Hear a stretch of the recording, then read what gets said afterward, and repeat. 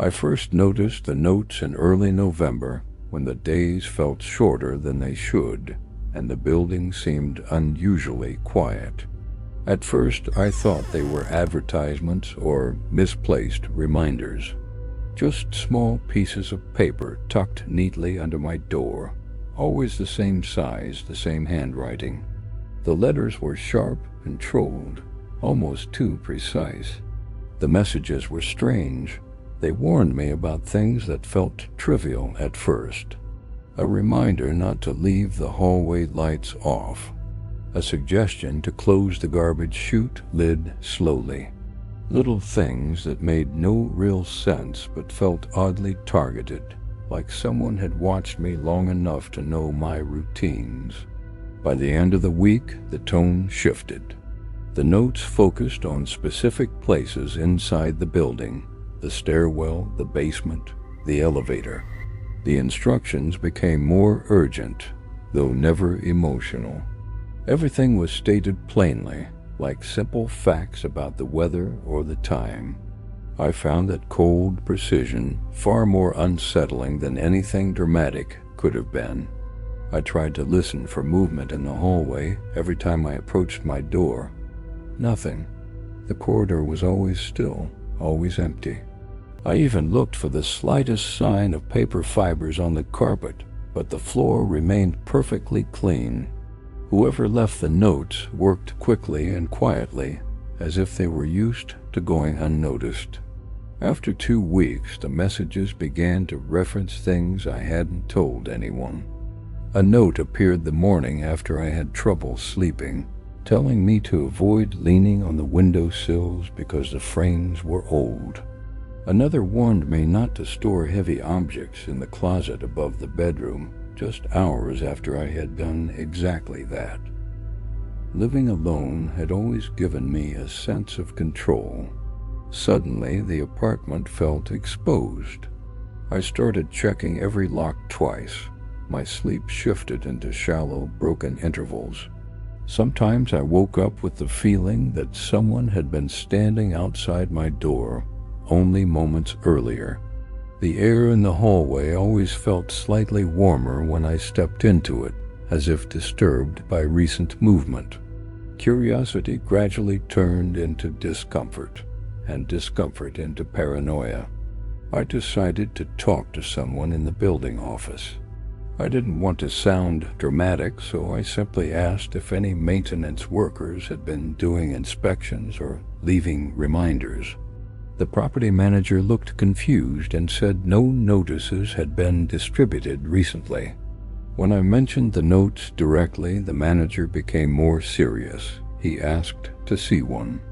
I brought a few from home, choosing the most recent, the neatest, the ones that made my skin crawl when I reread them.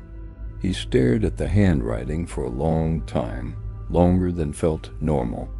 Then he told me something I wasn't expecting. There used to be a resident in my unit who submitted complaints about safety issues almost weekly, small, detailed, obsessive reports about the building's condition. That resident had lived alone for decades and passed away in the apartment several years ago. Since then, the management had stopped receiving any messages. The notes in my hand matched the old reports exactly. I walked home slower than usual, feeling the weight of every footstep. The corridor outside my apartment felt colder than it had in weeks. I unlocked my door with the uneasy sense that someone had been inside, though nothing looked disturbed. Everything was exactly as I had left it. That night I couldn't sleep. I kept thinking about that long dead man, about the obsession he carried with him until the end. I wondered if he had ever felt safe in this building, or if every creak, every draft, every flicker of the hallway light had haunted him the way they now haunted me. At dawn, I finally got up to make coffee. When I opened my front door, another note was waiting. The handwriting was unmistakable. The paper was warm, as if someone had held it tightly for a long time before placing it there. The message was only 5 words, and they made me freeze where I stood. "Stop trying to find me." The note trembled slightly in my hand, though I wasn't sure if it was the paper or my fingers. Something about the warmth of it unsettled me more than the message itself. Warm meant recent, recent meant close, too close. I placed the note on the countertop and stood there for a long time, trying to steady my breathing. My apartment was silent, but the kind of silence that feels occupied. My eyes kept drifting toward the front door, expecting another slip of paper to appear out of nowhere. For the rest of the day, I moved through the rooms slowly, noticing things I had never paid attention to before. The faint scrape on the doorframe, the barely visible scuff on the floor near the entryway, the small imperfection in the paint on the hallway wall outside. None of these things were new, but now they felt intentional, as if someone had been trying to leave a trail just subtle enough to pass as normal wear. I stopped leaving the apartment unless absolutely necessary. The building hallway felt too exposed, too vulnerable. Every time I opened the door, even to take out the trash, I felt a rush of cold air rise from the floor, as if something had moved away quickly just seconds before. One morning, I tried to catch whoever was responsible by looking through the peephole for several minutes before stepping outside. The corridor was completely still. The lights hummed faintly. Nothing stirred. But when I opened my door, there was a note waiting at my feet. The realization hit me slowly, in an almost physical way. They weren't placing the notes when I left. They were placing them while I stood on the other side of the door, watching, calculating the exact moment when I blinked or shifted or lost focus for half a second. I began taping the notes together on my kitchen table, forcing myself to study each one. The handwriting never changed. The paper was always the same thickness. The edges were never torn, always perfectly trimmed. Whoever was doing this cared about precision. They cared enough to avoid even the smallest inconsistency. By the end of the week, the messages became more invasive. They referenced the sound of my footsteps at night, the times I turned my lights on, the exact moment I opened my refrigerator. Details no stranger could have known unless they were constantly listening. The idea of someone pressing their ear to the wall while I moved around made my stomach tighten. I checked every vent, every seam in the drywall, every crack near the baseboards. Nothing revealed itself. The apartment felt like a sealed box whose walls had gone transparent without my permission. That night, I woke up long before sunrise with the heavy sense that something had shifted in the apartment. I didn't hear anything specific, no footsteps, no breathing, just the faint awareness that the air felt disturbed, as if a presence had passed through recently. I walked into the hallway and noticed something new. A note wasn't on the floor this time. It was placed gently on my bedroom door, perfectly centered, impossible to miss. I hadn't heard it being placed. I hadn't heard anyone approach, but it was there, waiting. The handwriting was the same sharp, steady script I'd come to dread. The message was even shorter than the last, and somehow far worse. Stop checking the walls. My chest tightened. I pressed my palm to the drywall instinctively, as if expecting heat to seep through. The surface was cold, but something about its stillness felt wrong, like a calm surface of water, hiding something deep below. I didn't sleep again that night. The next morning I found another note, this time on my bathroom mirror. It was placed so carefully that it didn't even slide down the glass. I stood still, staring at my reflection behind it, the paper covering most of my face. My own eyes looked unfamiliar, hollow. The message was just 3 words: "You're getting close."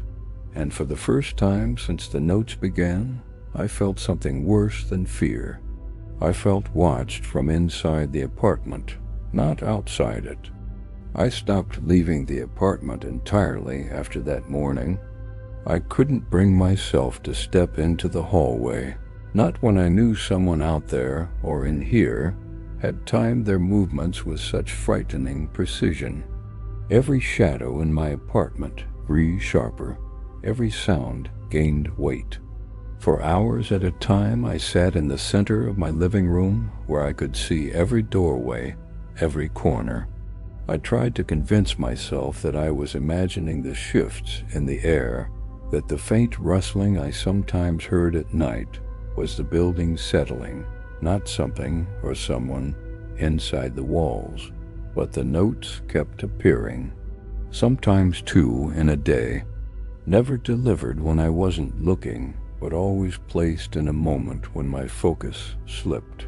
A blink, a breath, a brief turn of my head.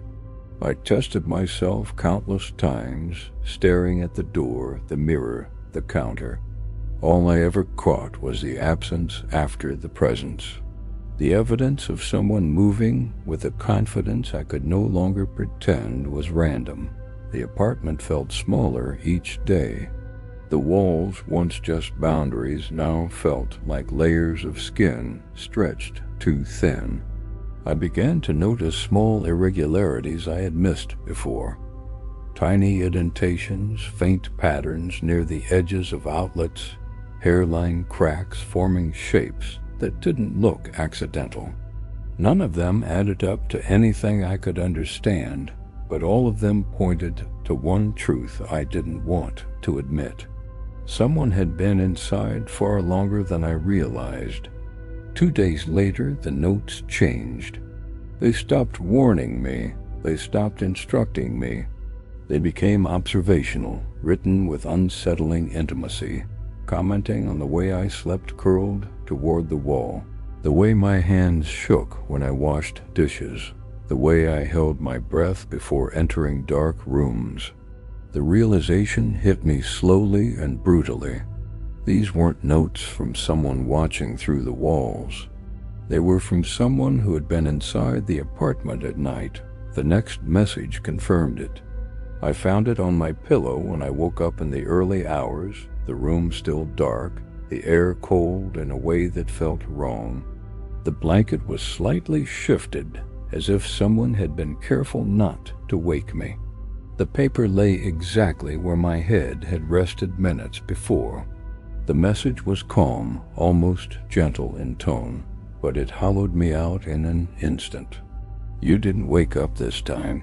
I sat on the floor with my back pressed to the bed frame, trying to understand how deep this intrusion had run. My mind replayed every night of the past month, every sound I dismissed, every draft I ignored. I tried to count how many opportunities there had been for someone to move around the apartment without me noticing. The number made my stomach twist. At sunrise, I gathered all the notes into a pile. I wanted to read them again, to trace some kind of pattern that would explain everything. But when I reached my kitchen table, the surface was perfectly clean. The notes were gone, every single one, taken without a trace. The silence in the room thickened, and my attention shifted to the doorway leading to my bedroom. The faintest movement of air reached me, not a breeze, not a temperature shift, but the unmistakable feeling of someone exhaling softly after holding their breath for a long time. I waited. Nothing stirred, but the pressure of that invisible presence remained dense and unbroken. I finally left the apartment later that day, unable to bear the sensation of being observed from places I couldn't see. I told myself I would never return. I told myself the building could keep whatever lived inside it.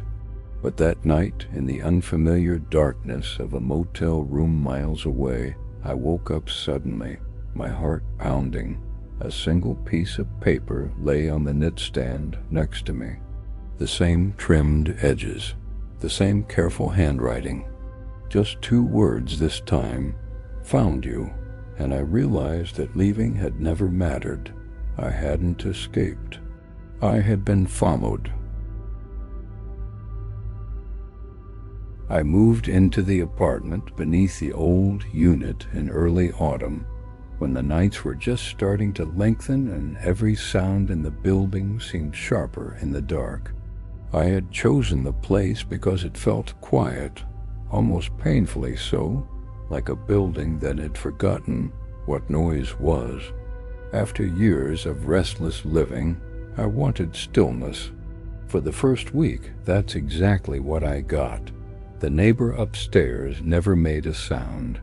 Not a footstep, not the creak of floorboards, not the low hum of a television. Nothing. I told myself he was simply a quiet person, someone who preferred isolation. I understood that kind of silence. I had lived inside it most of my life. But silence becomes unsettling when it's too perfect. At night, when the building settled and the air thinned, I would lie awake and wonder how a person could exist without leaving any trace of themselves. The pipes never rattled above me. The radiator never clicked. Even shifting weight on old wooden floors should have made some noise, but the apartment above me felt weightless. I convinced myself I was overthinking it, that the quiet was a gift and I should accept it. But on the 8th night, something shifted. At 3:17 a.m., a heavy impact struck the ceiling. It was a deep, resonant thud, the kind that vibrated through the bed frame and jolted me awake instantly. For a moment I couldn't breathe, certain something had fallen or someone.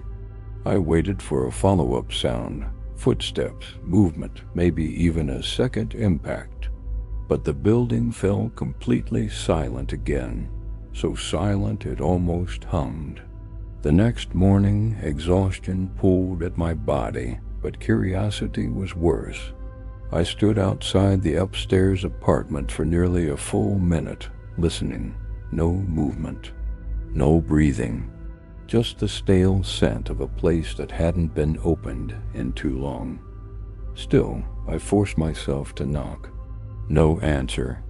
I walked away quickly, feeling foolish for expecting anything else.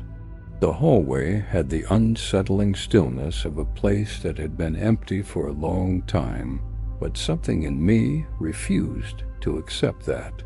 Someone lived there. Someone dropped something last night. Someone made that sound.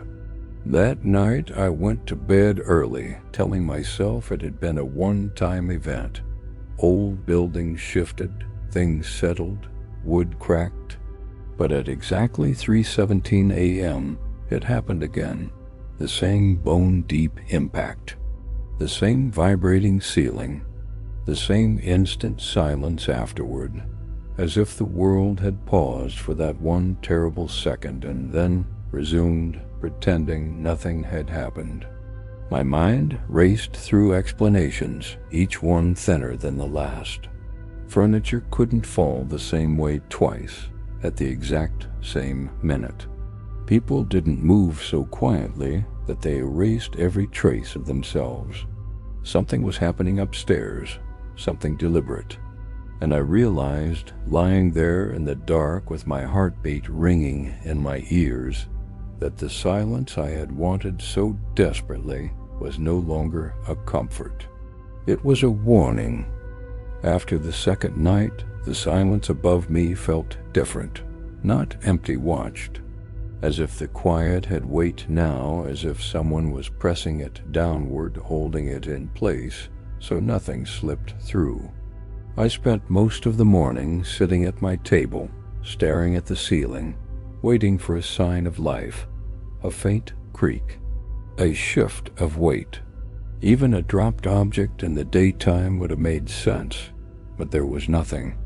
By afternoon, the stillness inside the building felt unnatural, like the air itself was listening.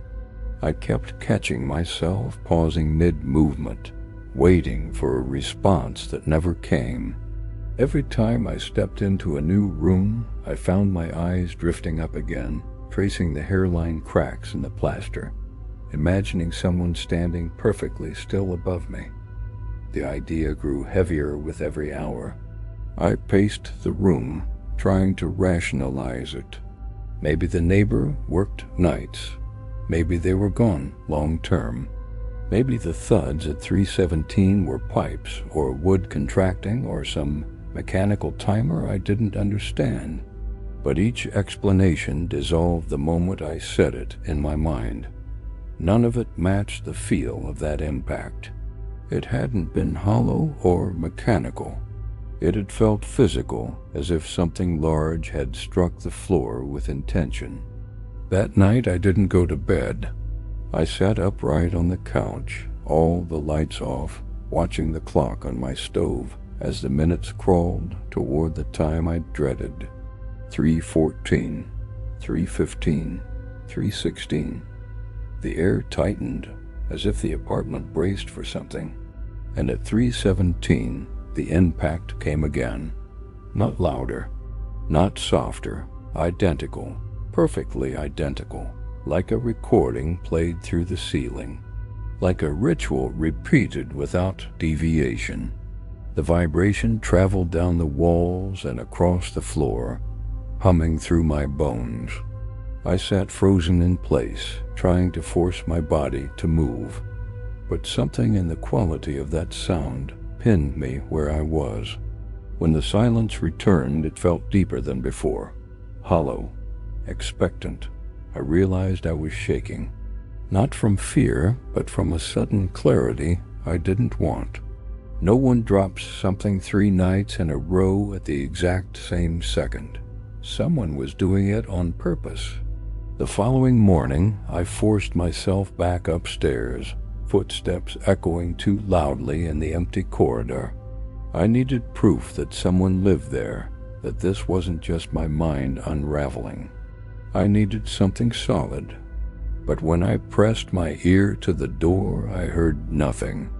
Not the soft shift of fabric, not the faint scrape of wood, not breathing. The apartment felt like an abandoned space pretending to be occupied. For hours I debated whether to contact the building manager. But what would I tell him? That silence frightened me. That nightly impacts occurred with the precision of a stopwatch. He would shrug it off, say the building was old, that things settle, that I should get more sleep. I returned to my own apartment, sat again beneath the ceiling, and told myself I wouldn't wait up that night. I wouldn't listen for the thud. I would let it happen without acknowledging it. But the anticipation hollowed me out long before midnight. And when 3:17 arrived, I didn't need to check the time. I felt it coming. The air tightened the same way it had the previous night, like the building itself knew what was about to happen. The thud struck harder this time, or maybe I just felt it more deeply. A crack formed in the plaster above my bed, thin, pale, deliberate looking. I stared at it for nearly an hour afterward, unable to decide if it had been there before or if it had been made by those impacts, slowly pushing downward. When dawn finally came, exhaustion weighed on me like wet concrete. But one thought was clear. If something upstairs was happening at the exact same moment every night, it meant someone was living by a schedule that didn't change, a schedule that revolved around a single violent sound. And I wasn't sure whether this sound was meant to mark a moment or warn me of something that was getting closer. By the 4th night, my body felt hollow. Every sound in the apartment seemed amplified, even my own breathing.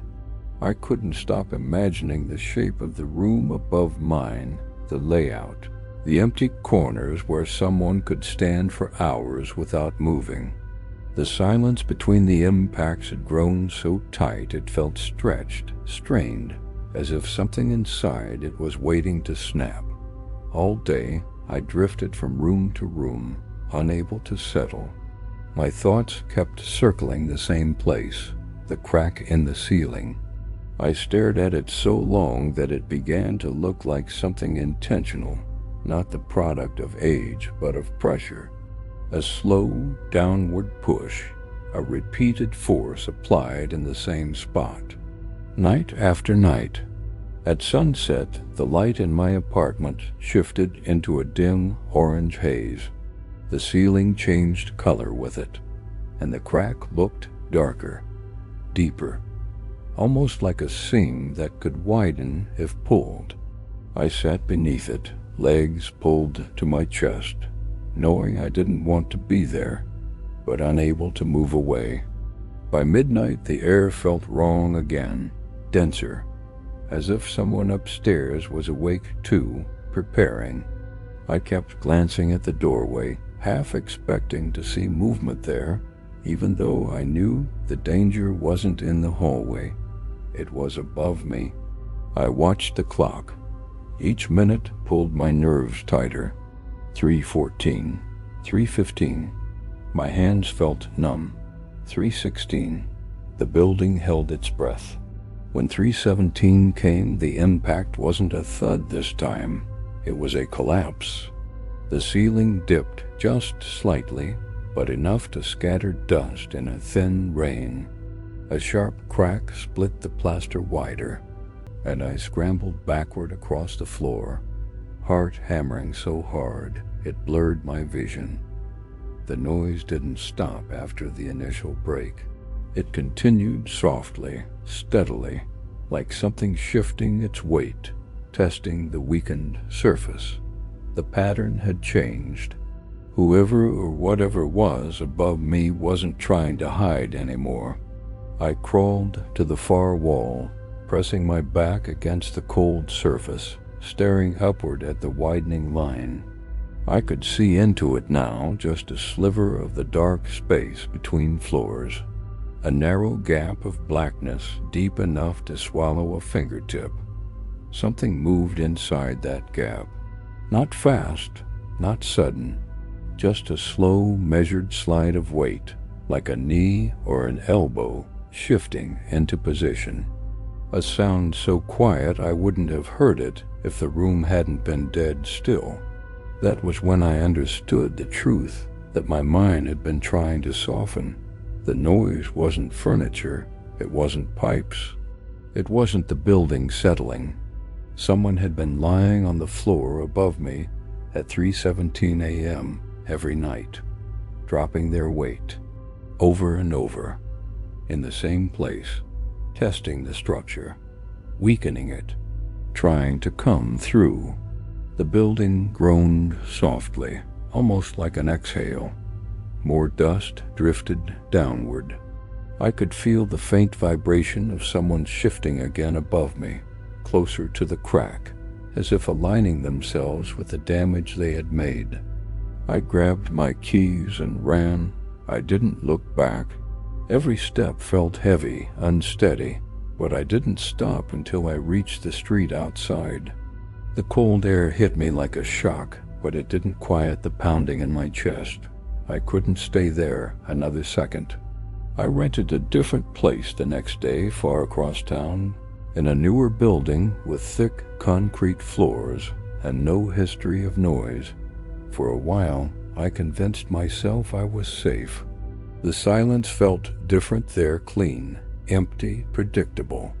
But 3 weeks later, I woke up in the center of the night with a familiar sensation tightening the air around me. A deep vibration rolled through the floor, not loud but unmistakable. I checked the clock beside my bed. 3:17.